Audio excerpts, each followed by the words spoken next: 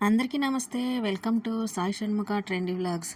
శివుడు అగ్నిలింగంగా అవతరించిన పవిత్ర ప్రదేశమే తిరువణ్ణామలై. చూసి తీరాల్సిన పుణ్యక్షేత్రం.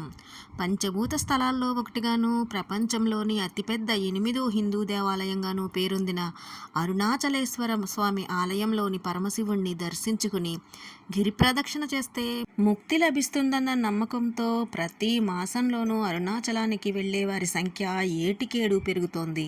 అటువంటి పరమ పవిత్రమైన పుణ్యక్షేత్రమైన అరుణాచల విశేషాలు ఈరోజు ఈ వీడియోలో తెలుసుకుందాం. ఈ వీడియోని చివరి వరకు చూసి మీకు నచ్చినట్లయితే లైక్ చేయండి, షేర్ చేయండి, ఛానల్ని తప్పకుండా ఫాలో చేయండి. మీ ఫ్రెండ్స్ అండ్ ఫ్యామిలీ మెంబర్స్కి షేర్ చేయండి.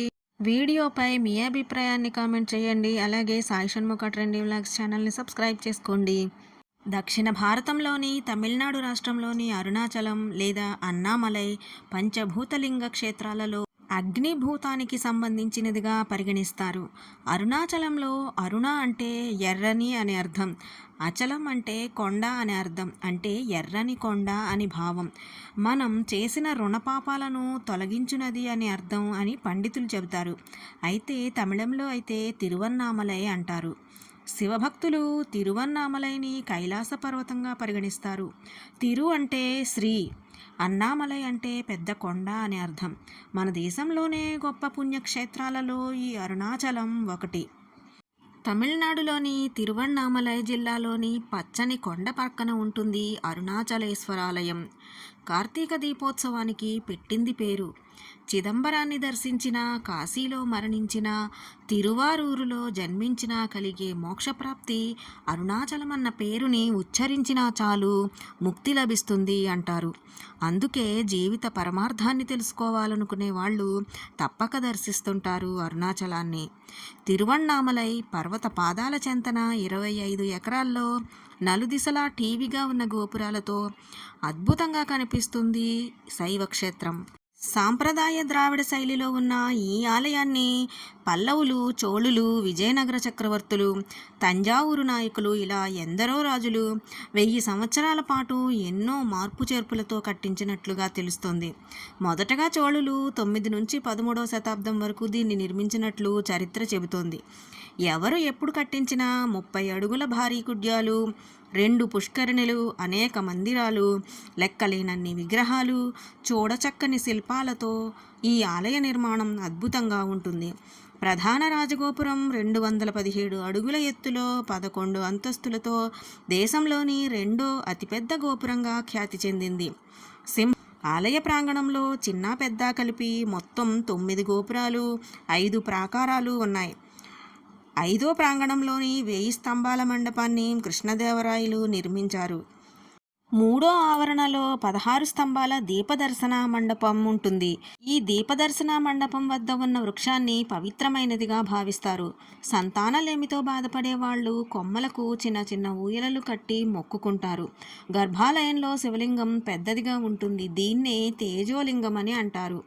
బ్రహ్మ విష్ణువుల మధ్య జరిగిన సంవాదాన్ని పరిష్కరించేందుకు శివుడు జ్వాలాస్తంభ రూపాన్ని దాల్చి ఆది అంతాలను కనుక్కోమని చెప్పారని, జ్వాలాస్తంభ రూపం యొక్క ఆది అంతాలను తెలుసుకోలేని బ్రహ్మ విష్ణువులిద్దరూ కూడా తమ ఓటమిని ఒప్పుకొని శివుణ్ణి ప్రార్థించగా తన రూపాన్ని కుదించుకుని తిరువణ్ణామలై కొండ క్రింద శివలింగంగా అవతరించాడనేది పురాణ కథ. మరో కథ ప్రకారం పార్వతీదేవి ఓసారి సరదాగా శివుడు కళ్ళు మూయడంతో లోకం అంధకారమైందని, అప్పుడు లోకమాత తన తప్పు తెలుసుకుని తిరువణ్ణామలై కొండ దగ్గర తపస్సు చేయగా శివుడు జ్వాలలా ప్రత్యక్షమై లోకానికి వెలుగునిచ్చాడని, తరువాత గౌరీదేవికి తన దేహంలో స్థానమిచ్చి అర్ధనారీశ్వరుడుగా మారి ఆ పర్వతపాదాల చెంత వెలిశాడని చెబుతారు.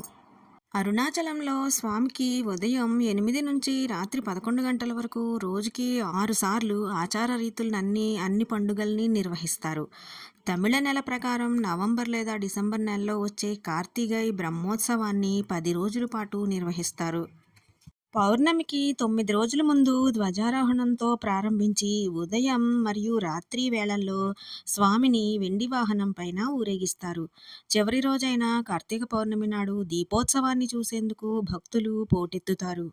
ఆ రోజు రాత్రి వెండి వృషభ వాహనంపై అరుణాచలేశ్వరుడిని పర్వతం చుట్టూ ఊరేగిస్తారు. పౌర్ణమి రోజు సాయంత్రం 6 గంటలకు 7 అడుగుల ఎత్తైన రాగి పాత్రలో 3000 కిలోల నెయ్యి పోసి 1000 మీటర్ల దూదితో పొడవాటి దీపాన్ని చేసి వెలిగిస్తారు. దీన్నే మహాదీపం అంటారు. ఈ జ్యోతిని చూసేందుకు లక్షలాది భక్తులు తరలివస్తారు. ఈ దీపం కనీసం ఓ వారం పాటు వెలుగుతూ చుట్టుప్రక్కల 30 కిలోమీటర్ల వరకు కనిపిస్తుందట. అరుణాచలంతో ఎందరో యోగులకి సిద్ధులకి అనుబంధం ఉంది. వారిలో ఒకరైన రమణ మహర్షి అరుణాచలాన్ని ఆత్మస్వరూపంగా భావించేవారు. కైలాసం, కాశీ, చిదంబరం ఈ క్షేత్రాలన్నింటా శివుడు కొలువుదీరుతాడు. కానీ శివరూపమే అరుణాచలం. ఈ కొండ చుట్టూ చెప్పులు లేకుండా శివనామస్మరణతో నెమ్మదిగా తిరగడమే ఓ యోగా అన్నారు మహర్షి. అందుకే అక్కడి ఆలయానికన్నా కొండకే ప్రాధాన్యమిస్తారు భక్తులు. ఈ కొండ చుట్టూ చేసే ప్రదక్షిణనే గిరివాలం అంటారు. అరుణ అంటే ఎరుపు, అచలం అంటే కొండ, అరుణాచలం అంటే పాపాలను తొలగించేది అని పండితులు చెబుతారు. కోరికల కోసం కాకుండా జ్ఞాన సముపార్జన కోసమే పౌర్ణమి రోజుల్లో భక్తులు అరుణాచలానికి చేరుకుని గిరివాలం చేస్తారు. కార్తీక పౌర్ణమి నాడు ఆ సంఖ్య మరీ ఎక్కువగా ఉంటుంది. అసలు గిరి ప్రదక్షిణ అంటే ఏమిటి? అది ఎక్కడి నుండి మొదలు పెట్టాలి? ఎలా చేయాలి అనే దాని గురించి తెలుసుకుందాం. కొండ చుట్టూ ఒకసారి ప్రదక్షిణ చేసి రావాలంటే 14 కిలోమీటర్లు నడవాలి. గిరి ప్రదక్షిణ చేసే దారిలోనే అష్టలింగాలు కొలువై ఉంటాయి. అరుణాచల క్షేత్రంలో పగలు, రాత్రి, సంధ్యా సమయం, ఎర్రని ఎండలో భారీ వర్షం కురుస్తున్నప్పటికీ కూడా చలికి గజగజ వణుకుతూ నిత్యం ఎవరో ఒకరు గిరి ప్రదక్షిణం చేస్తూనే ఉంటారు. పురాణాల ప్రకారం గంధర్వులు, దేవతలు, మహర్షులు, శివలోకం, విష్ణులోకం వంటి అన్యలోకవాసులు కూడా తిరువన్నామలైకి వచ్చి భూలోకంలో ఉండే జీవరాశుల రూపంలో, అంటే ఈగ, చీమ లేదా కుక్క, పక్షులు, పశువుల రూపంలో వచ్చి అరుణాచలేశ్వరుడి గిరి చుట్టూ ప్రదక్షిణలు చేస్తారని నమ్మకం. ఈ గిరి ప్రదక్షిణం ఎందుకంటే అరుణాచలేశ్వరుడు జ్యోతిర్లింగ స్వరూపం కావడం వలన ఈ గిరి చుట్టూ ప్రదక్షిణం చేయడం వల్ల సాక్షాత్తు శివుని చుట్టూ ప్రదక్షిణ చేసినట్టేనని చాలామంది నమ్మకం. అందుకే రమణ మహర్షి గిరి చుట్టూ ప్రదక్షిణ గురించి, దీని ప్రాముఖ్యత గురించి పదే పదే చెబుతూ ఉంటారు. ఎవరైతే పాదరక్షలు లేకుండా శివనామస్మరణ చేస్తూ ప్రదక్షిణ చేస్తారో వారికి ఎంతో పుణ్యం దక్కుతుందని చాలామంది విశ్వాసం. అయితే పాదరక్షలు లేకుండా చేయడం అనేది చాలా కష్టమైన పనే. అందుకనే చాలామంది ఇప్పుడు సాక్స్ వేసుకుని కూడా చేస్తున్నారు. ఈ గిరి ప్రదక్షిణ వేళ ఏం చేయాలంటే, అరుణాచలం గిరి ప్రదక్షిణం చేసేవారికి మోక్షం లభిస్తుందని, కోరిన కోరికలన్నీ నెరవేరుతాయని చాలామంది నమ్ముతారు. మరీ ముఖ్యంగా పౌర్ణమి రోజున నిండు పున్నమి వెన్నెల్లో గిరి ప్రదక్షిణం చేయడం వల్ల జీవితంలో అనేక ప్రయోజనాలు కలుగుతాయని నమ్మకం. ఇలా ప్రదక్షిణకి వెళ్ళేవారు ఏవైనా పళ్ళు కానీ, నిమ్మకాయలను కానీ తీసుకెళ్ళాలి. ఎలాంటి జాగ్రత్తలు తీసుకోవాలి అంటే, గిరి ప్రదక్షిణ చేసేవారు ఖచ్చితంగా పాదరక్షలు లేకుండా వెళ్ళాలి అని చెబుతారు. డయాబెటిస్ వంటి సమస్యలతో బాధపడేవారు చెప్పులు లేకుండా చేయడం అంటే చాలా కష్టం. అందుగురించని దానికి బదులుగా సాక్సులు వేసుకుని ప్రదక్షిణ చేస్తున్నారు. అలాగే బరువులు ఎక్కువగా ఉండే బ్యాగులను తీసుకెళ్ళకండి. ఎందుకంటే గిరి ప్రదక్షిణం మొత్తం 14 కిలోమీటర్ల వరకు ఉంటుంది. పగటిపూట ప్రదక్షిణం చేయడం చాలా కష్టంగా ఉంటుంది. అందుకే ఉదయం 10 గంటలలోపు గిరి ప్రదక్షిణాన్ని ముగించాలి. ఎక్కువ మంది పౌర్ణమి రోజే గిరి చుట్టూ ప్రదక్షిణం చేస్తారు. గిరివాలం దారిలోనే ఇంద్రలింగం, అగ్నిలింగం, యమలింగం, నైరుతిలింగం, వరుణలింగం, వాయులింగం, కుబేరలింగం, ఈశాన్యలింగం అనే పేర్లున్న అష్టలింగాలు ఉంటాయి. ఇవి భూమి వేర్వేరు దిశలను సూచిస్తాయి.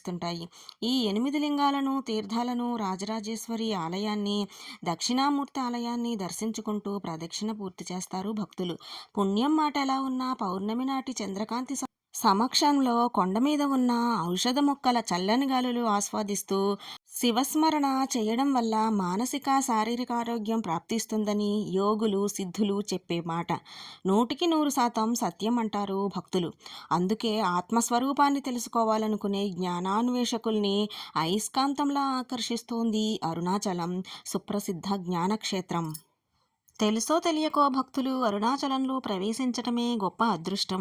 ఒక్క అడుగు ముందుకు వేస్తే భగవంతుడు 10 అడుగులు నడిపిస్తాడని, కోరికతో గాని కోరిక లేకుండా అయినా అరుణాచల శివ, అరుణాచల శివ అని స్మరిస్తూ నడవడం, ఆ గిరిని, అక్కడ దేవాలయాలను దర్శించి తరించటం మన అదృష్టం. అరుణాచలం అంటేనే ఏదో ఒక తెలియని అనుభూతి మనకు కలుగుతుంది. అరుణాచలం పోయి వచ్చిన తరువాత మన మనసుకి చాలా ప్రశాంతంగా ఉంటుంది. ఇక్కడికి ఎలా చేరుకోవాలంటే తిరుపతి నుంచి 193 కిలోమీటర్ల దూరంలో, బెంగుళూరు నుంచి 202 కిలోమీటర్ల దూరంలో, చెన్నై నుంచి 185 కిలోమీటర్ల దూరంలో ఈ దేవాలయం ఉంది. ఈ పుణ్యక్షేత్రాన్ని చేరుకోవడానికి బస్సు, రైలు సౌకర్యాలు అందుబాటులో ఉన్నాయి. తిరువణ్ణామలైను భూమి మీద ఉన్న రహస్య పవిత్ర ప్రదేశంగా చెబుతారు. కొండ కింద ఉన్న గుహలో సిద్ధపురుషులు తపస్సు చేసుకుంటూ ఉంటారని, రాత్రి వేళల్లో శివలింగాన్ని అర్చించి ఉదయాన్నే తిరిగి వెళ్ళిపోతారని అంటారు. ఆలయాన్ని పునరుద్ధరించినప్పుడు గర్భగుడిలో ఓ పెద్ద సొరంగాన్ని గుర్తించారని, దాన్ని తెలుసుకునేందుకు కొందరు వెళ్ళి అంత దూరం వెళ్ళలేక వెనక్కి వచ్చేశారని అంటారు. గర్భాలయంలోని శివలింగానికి దగ్గరగా కూర్చుంటే ఉక్కపోసి చెమటలు పట్టేసి సతమతమైపోయినట్లుగా ఉంటుందట. ఈశ్వరుడు తానే అగ్నిహోత్రం అని తెలియచేసేందుకే అలా జరుగుతుందని భక్తులు చెబితే, దీనికి క్రింది భాగంలో అసలైన అగ్నిలింగం ఉండి ఉంటుందని కొందరు పండితులు చెబుతారు. ఇవన్నీ ఒకెత్తైతే ప్రముఖ శాస్త్రవేత్త నికోలే టెస్లా ప్రత్యామ్నాయ విద్యుత్ శక్తి రూపకల్పన కోసం వాడిన ఎలక్ట్రిక్ కాయిల్ని పోలిన శిల్పం ఆలయ రాజగోపురం మీద ఉండడం ఆశ్చర్యాన్ని కలిగిస్తుంది. దీన్ని బట్టి ఇక్కడ భూమి లోపల విద్యుత్ శక్తిని వెలువరించే శక్తివంతమైన పరికరం ఉండి ఉంటుందని, దానివల్లే బయట వాతావరణం కన్నా గర్భాలయంలో వేడిగా ఉంటుందని, అది ఎలక్ట్రోథెరపీలా పనిచేస్తుందని, అందువల్లే ఎంతోమంది ఇక్కడికి వచ్చి ధ్యానం చేసి మానసిక ప్రశాంతతను పొందుతుంటారని, అందుకే ఇది ఆధ్యాత్మిక కేంద్రంగా పేరొందిందని కొందరు నిపుణులు చెబుతున్నారు. ఇదంతా కేవలం యాదృచ్ఛికం కావచ్చని ఇంకొందరు అంటున్నారు. కారణం ఏదైనా అరుణాచలం అంతుచిక్కని శక్తివంతమైన ప్రదేశం అన్నది నిజం. మోక్షదాయకం అరుణగిరి దర్శనం. ఈ వీడియో మీకెలా అనిపించిందో కామెంట్ సెక్షన్లో కామెంట్ చేయండి. వీడియో నచ్చితే లైక్ చేయండి, షేర్ చేయండి, ఛానల్ని సబ్స్క్రైబ్ చేసుకోండి. చార్ధామ్ యాత్రతో సహా మరిన్ని పవిత్ర పుణ్యక్షేత్రాలు, విశేషాలు సాయి షణ్ముఖ ట్రెండీ వ్లాగ్స్ ఛానల్లో ఉన్నాయి. ఒక్కసారి వాటిని కూడా చూసి మీ అభిప్రాయాన్ని కామెంట్ సెక్షన్లో కామెంట్ చేయండి. Thank you for watching. Om Arunachala Shiva, Arunachala Shiva, Arunachala Shiva.